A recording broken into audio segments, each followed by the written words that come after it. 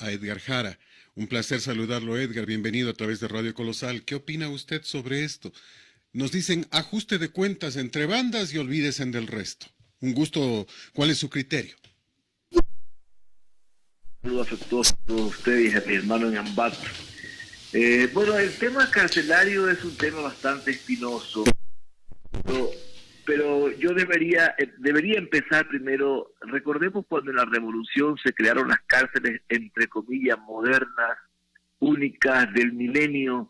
Se descubrió durante el proceso de inauguración de las cárceles muchos problemas de infraestructura, de sobreprecios.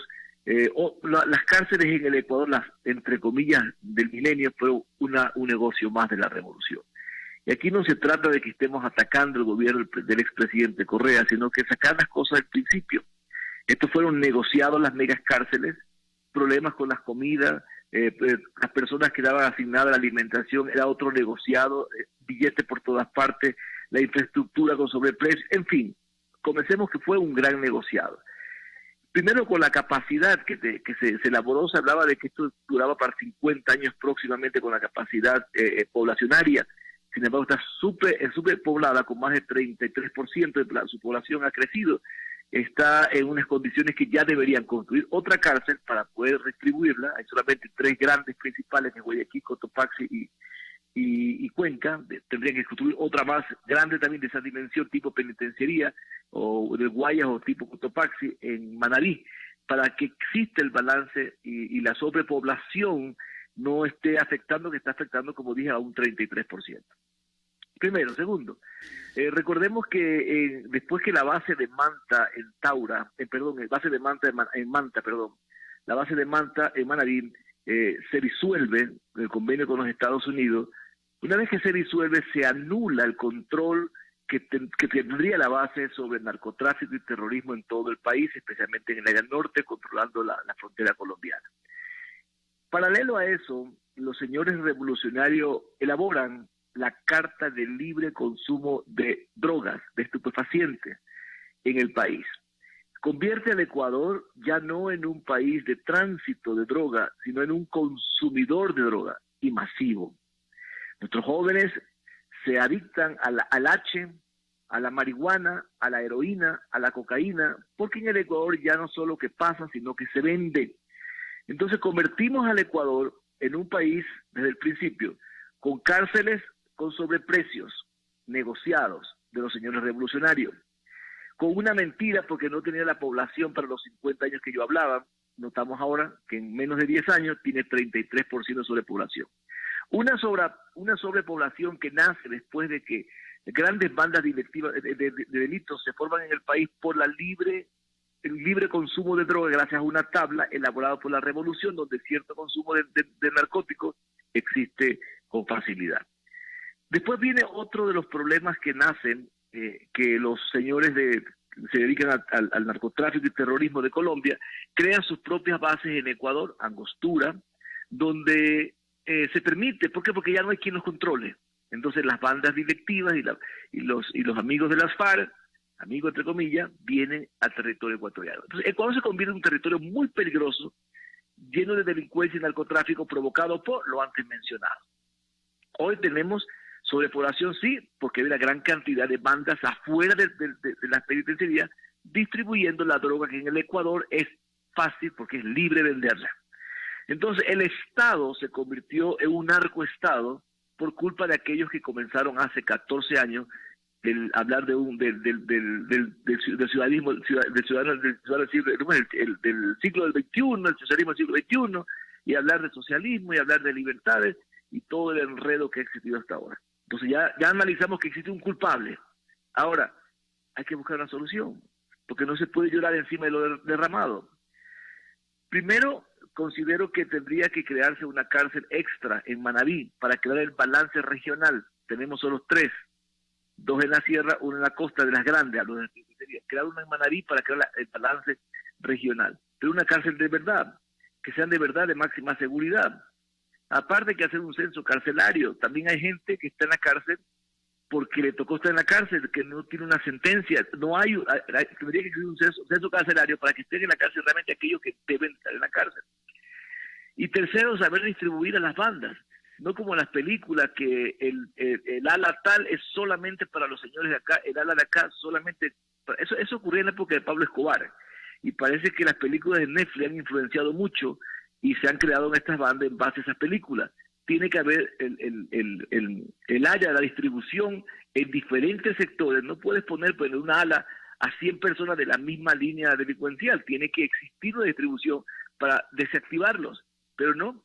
Aparte también tendría que existir un nuevo ordenamiento administrativo, comenzando con las directivas hasta con los mismos guardias, porque ¿cómo puede ser que decapitan, llevan sierra, matan con balas, con armamento fuerte, y cuando cogen y la policía medio paraliza el tema, logran obtener solamente unas cuantas cosas? Esa famosa sierra nunca apareció. Entonces, ¿dónde las esconden? ¿Cómo llegan?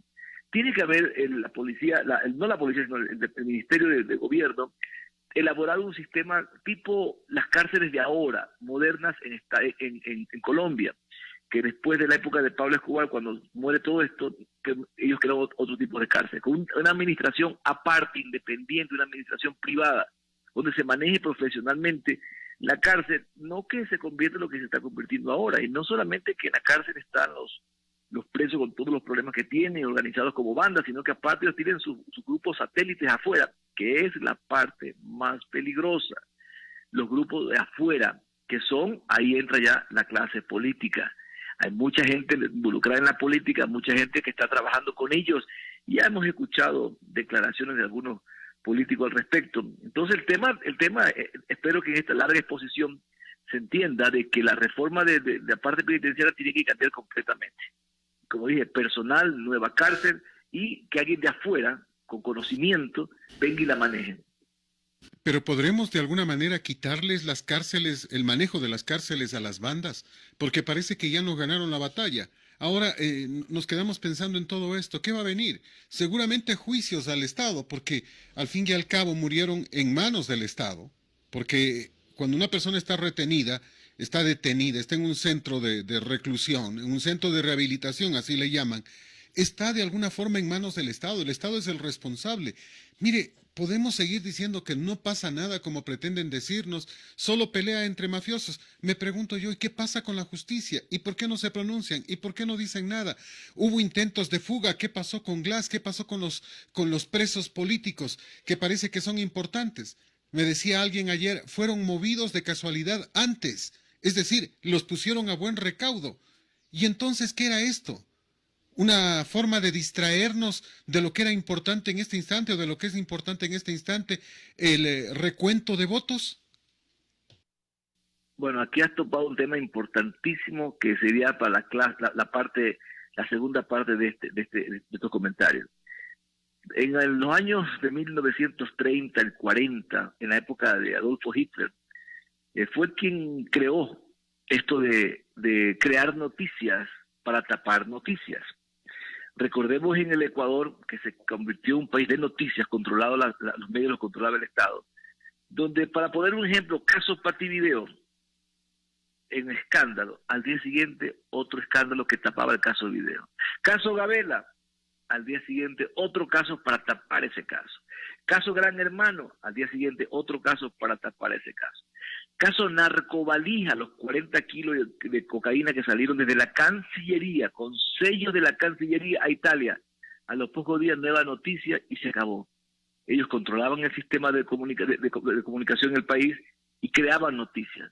Esto de la cárcel, que es muy serio, y que, como dices correctamente, es que es obligación, el Estado tiene la obligación. Si mañana un familiar demanda, el Estado tiene que responder, porque así sea preso, así sea delincuente, sea lo que sea, sigue siendo un ciudadano con derechos y está en un lugar detenido por el Estado, y el Estado tiene la obligación de brindarle la seguridad y renovar su estilo de vida, cambiarlo, no convertirlo en más delincuente. En fin, eso es algo que el Estado nunca lo ha hecho, pero que una corte se puede ventilar un caso como ese y demandar, y el Estado tendría que pagar por las vidas de gente que fue asesinada, entre ellos sí, pero que estaba el Estado en la obligación de atender.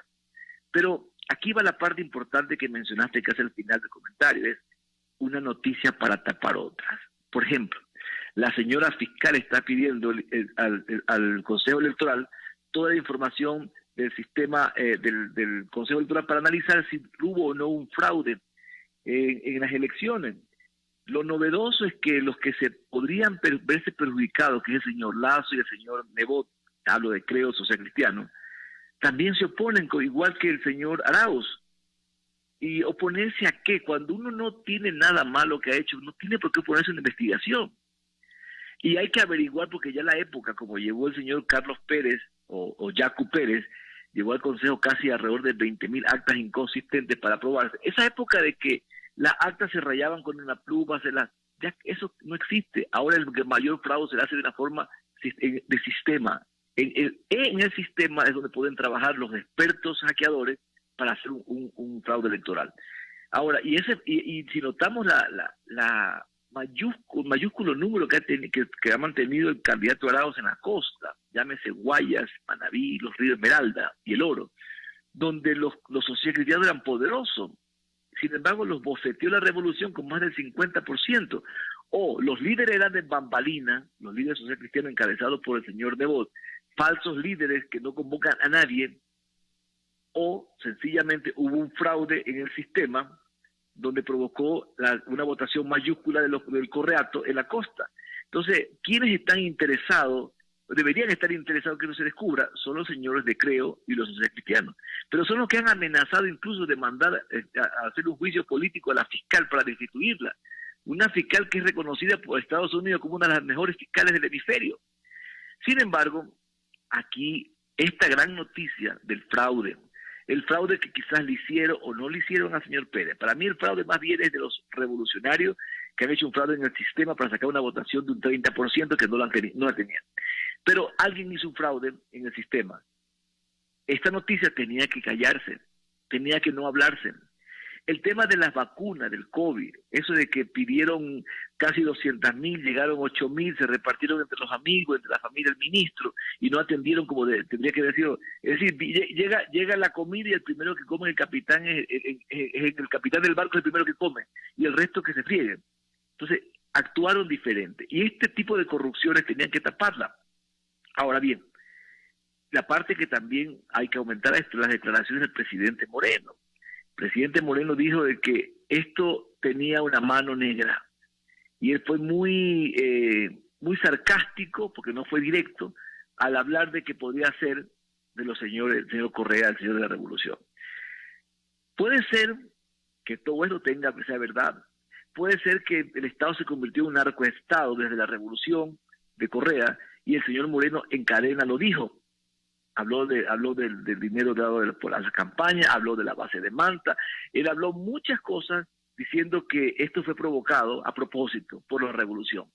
Entonces surge una gran pregunta: ¿dónde diablo estaba el presidente actual cuando en esa época él era el vicepresidente de la República?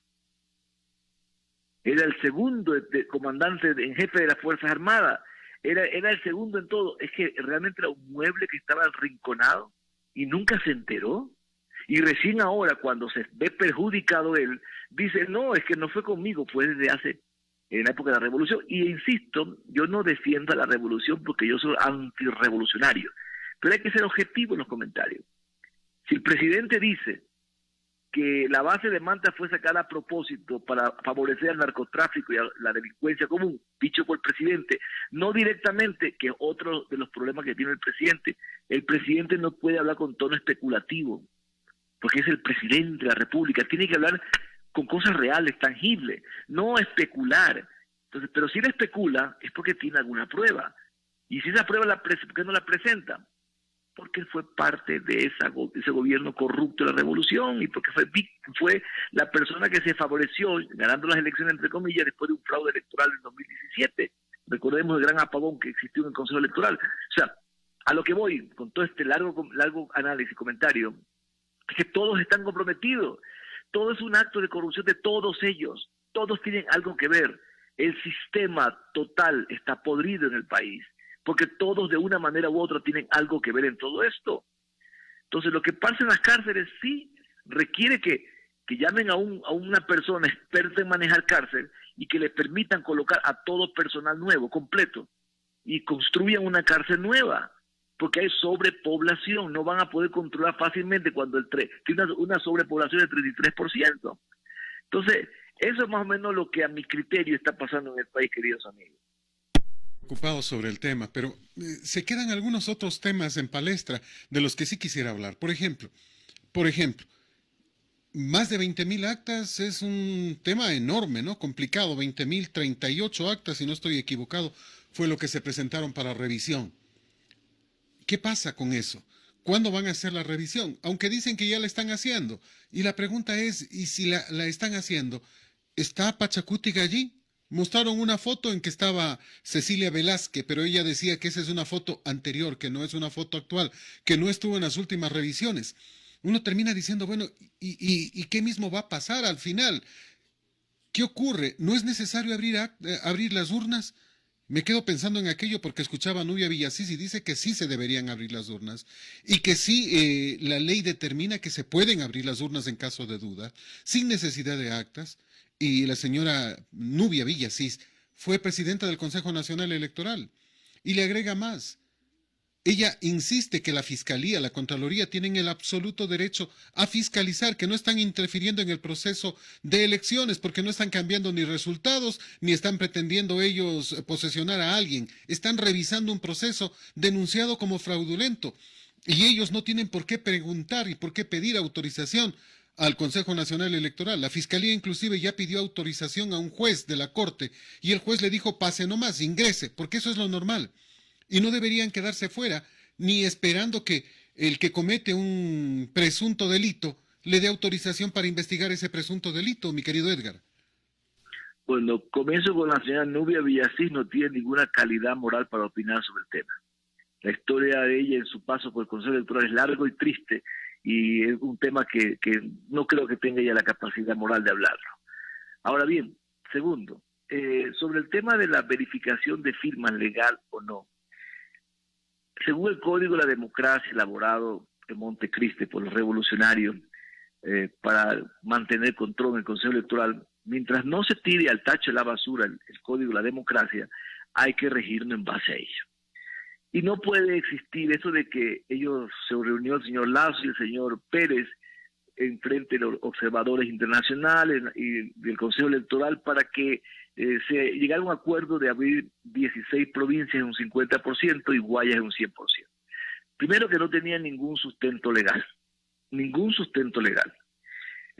Para que yo presente pedir una cosa como esta, tengo que tener las pruebas de actas inconsistentes. El señor Yaco dice haberlas presentado, están analizándolas ahorita para saber si realmente son o si no ha traído simplemente 20.000 actas cualquiera, y quizás de las 20.000 actas cualquiera, 3.000 o 4.000 son inconsistentes y las demás no. Entonces tiene que primero existir un soporte que diga por qué vamos a abrir las actas. Ahora, claro está, lo ideal es que se abran las actas. Muchos candidatos como el señor Freire, el señor Hermes, han pedido de que se abran las actas, el señor Romero, que han pedido que abran las actas, pero no es pedir. Esto no es la tienda, dame un vaso de 1 litro de leche, pues no. Hay que pedir con un sustento. En la ley yo no voy y digo, oiga, ábrame todas las actas. Muy bien, pero ¿cuál es el sustento legal que tienen? La resolución que llevaron a cabo los señores Lazo y ya con el Consejo Electoral de abrir actas, el 50%, 16 provincias y 100% de Guayas, fue completamente ilegal. Después reaccionaron y dijeron, no lo vamos a hacer. Pero yo esperaba incluso, bueno, si lo van a hacer es un acto ilegal, pero que lo hagan porque estamos acostumbrados a vivir en un país donde el derecho es basura. Nadie respeta las leyes. El mismo proceso electoral cuando comenzó viciado de ilegalidades. Entonces, comenzando con la candidatura del señor Arau, que no debería haberla registrado con una cédula falsa al principio. O sea, muchas cosas que han pasado y que, como violaron la ley siempre, a pesar de que este acuerdo, que era ilegal, de las 16 provincias y Guayas también, 17 por toda, al chequearla, era lo correcto, pero no era lo legal. Entonces, cuando vivimos en un estado, entre comillas, de derecho, tenemos que apegarnos a la ley, porque mañana, si resulta que el resultado sale a favor de alguien, esa persona que está en contra puede alegar de que el proceso fue viciado de ilegalidad y que no funciona y tirarlo a la basura. Entonces, en este país hubo un desorden completo. Obvio, coincido con muchas personas que lo correcto es abrir las actas, las 20.000 o el 100% de todo lo que quiera, pero era lo correcto. Pero no se lo puede hacer porque para que se abra 16 provincias y 100% Guaya, tiene que existir algo que le dé un soporte, no la palabra. En la ley y en derecho no funciona el verbo, funciona la acción, y la acción es un documento que pruebe, que diga, aquí tengo un acta que demuestra que es inconsistente, pero que no pase lo mismo que en el 2017, cuando el señor Lazo dijo que tenía las actas de 1.700 actas inconsistentes, fueron al Coliseo Rumiñahui, sacaron un montón de actas y el señor Lazo no tenía una prueba para poder demostrar que le habían robado. Él nunca tuvo las actas.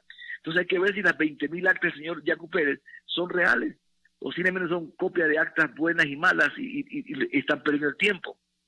Porque esto es lo que está pasando en el país. Se está perdiendo el tiempo. Y al final del camino tenga la certeza que el 11 de abril tendremos los únicos dos candidatos que hasta ahora están elegidos, el señor Lazo y el señor Arauz.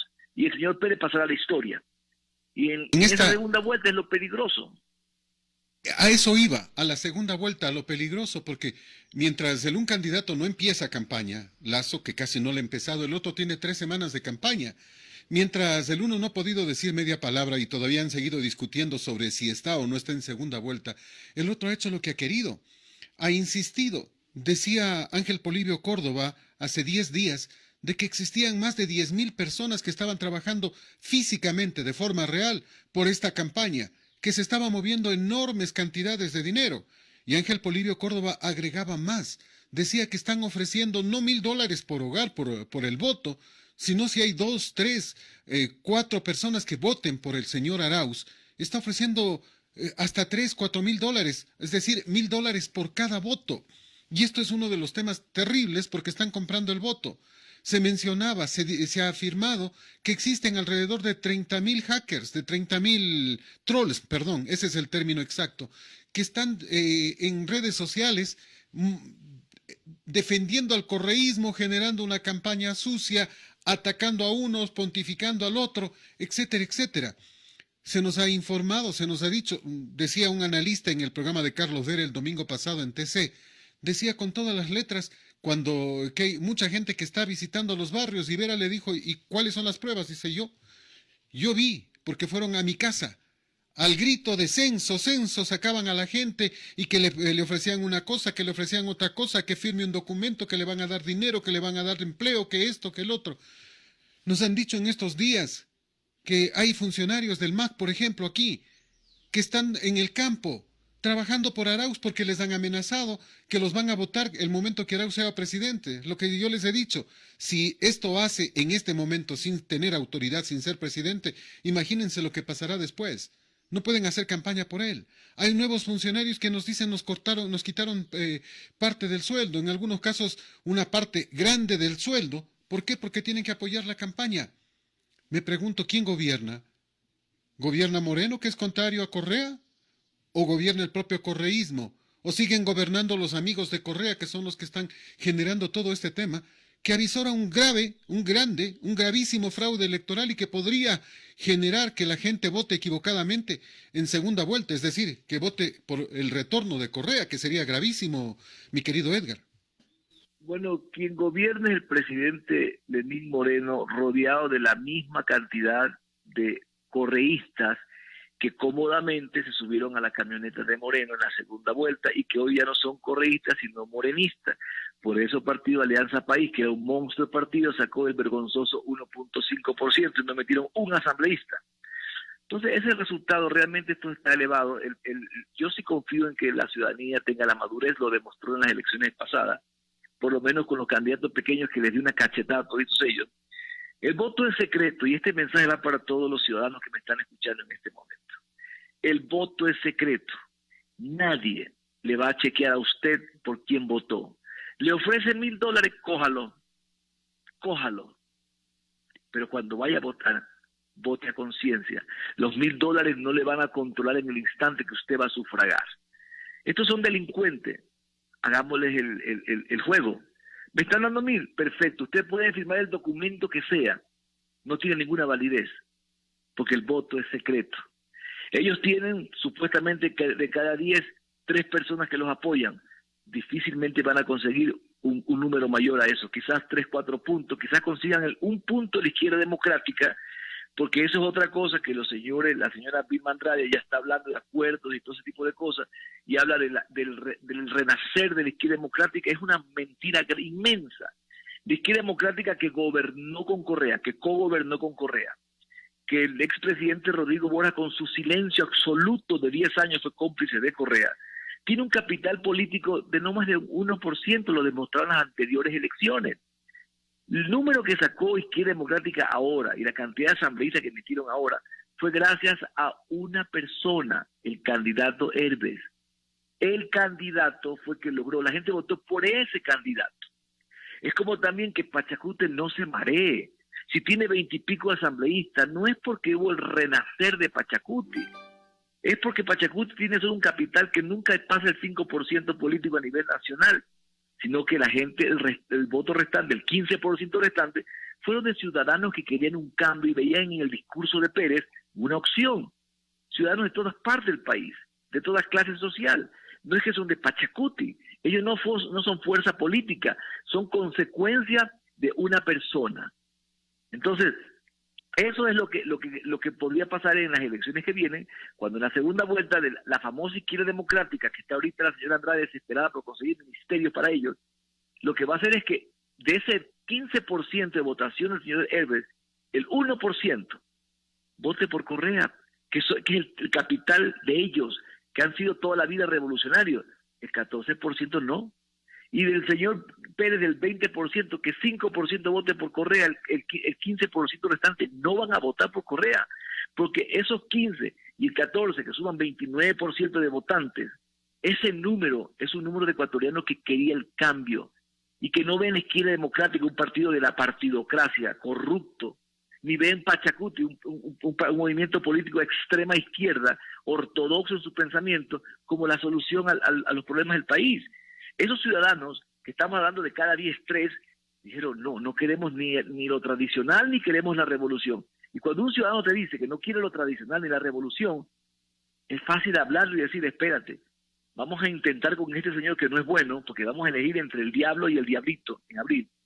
Entonces vamos a votar mejor por el diablito, porque el diablo, ya lo conocemos, viene a recuperar territorio para conseguir impunidad y seguir robando lo poco que hay.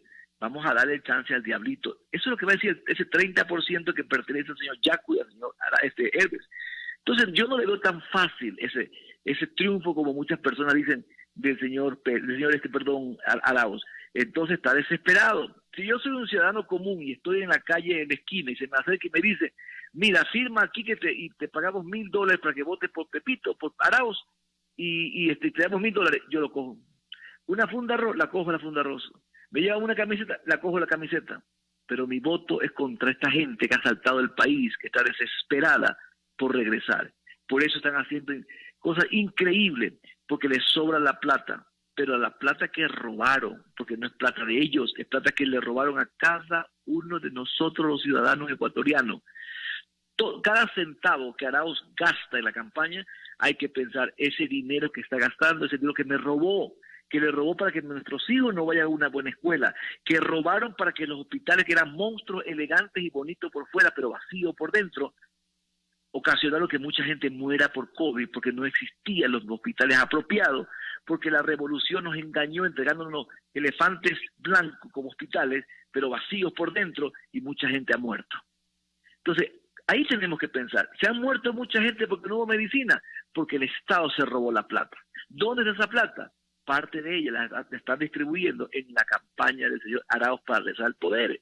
Entonces, si mañana me ofrecen lo que me ofrezcan, yo lo cojo, pero no voy a votar por ellos, que por lo menos gasten algo de lo que se robaron entre la ciudadanía regalando cosas, pero no hay que votar por ellos, porque no podemos permitir que el asalto a la nación continúe, el desorden que ellos ocasionaron continúe, y no podemos permitir que nadie diga robó pero hizo obra, porque esa es la peor bajeza de un ciudadano, que diga que robó y hizo obra, porque demuestra una incapacidad total. Dos temas puntuales ya para cerrar esta entrevista, agradeciendo su tiempo, mi querido Edgar. Tú hablabas del tema de las vacunas, del COVID. Hasta risible y ridículo, ¿no? De que se haya invitado a rectores de la universidad a vacunarse.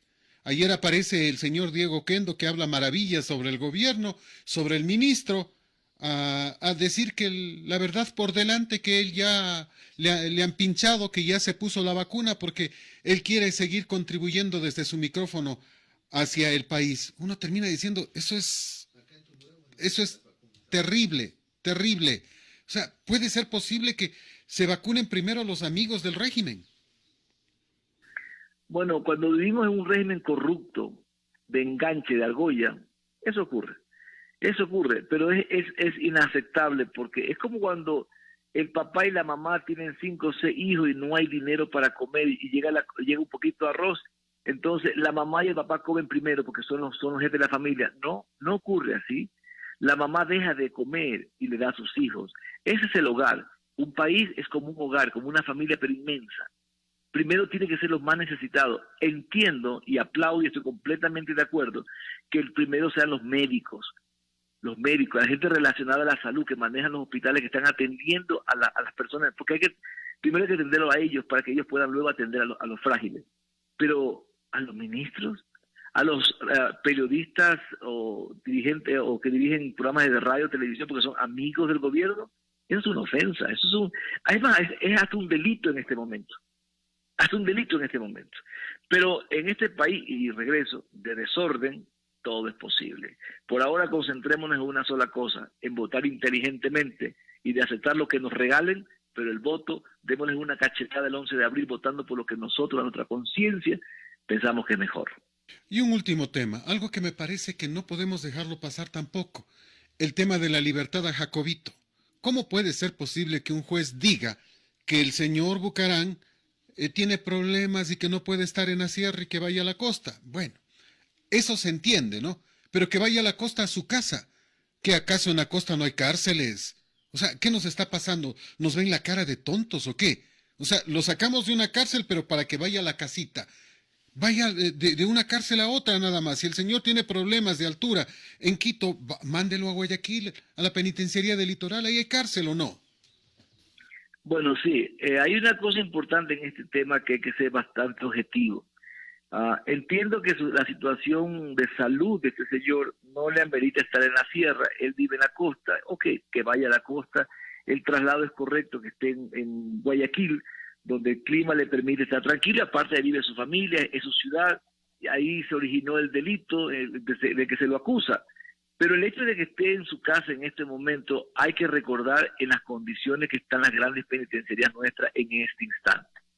Que sea un arresto domiciliario por unos días, por una semana, mientras se normalice esto, yo creo que no es problema. O sea, yo no lo veo tan malo, porque hay algo que justifique en este instante. Las condiciones que están en las penitenciarías, donde no hay acceso a nada, incluso las boletas de captura o las órdenes de captura se han cancelado. No se está deteniendo a nadie en Guayaquil. En ninguna parte, ya no puede ir con alguien con un policía y decir, mira, tengo una hora de detención para Pepito porque no me paga la comida a mi hijo. No lo pueden detener por ahora porque no están en estado de emergencia. Las cárceles están sin acceso a nadie, nadie puede ir. Ningún policía puede llegar mañana con un detenido y decir, aquí tengo no lo pueden hacer porque están viviendo emergencia en este instante. Pero esperemos que no pase de 2 o 3 semanas hasta que se normalice y luego tengan que actuar de acuerdo como la ley debe ser, porque por supuesto no puede haber preferencias para nadie. Vivimos en un Estado de Derecho donde tendría que ser respetado a cada persona. El delito que ha cometido tiene que cumplir con su pena o el proceso que debe seguir. Pero aquí va lo que dije al principio. Este no es un Estado de Derecho. Aquí se manejan las cosas de acuerdo a amistades y cuánto billete tienes. No ha sido hoy ni mañana, ha sido por los últimos 50 años un país que se ha manejado así, de acuerdo a quién eres o qué tienes. Y eso es lo que hay que cambiar en su momento. Edgar, muchas gracias. Siempre un placer poder conversar con usted. Un abrazo, gracias por todo, cuídense. Este es Colosal, la que sí le dice la verdad.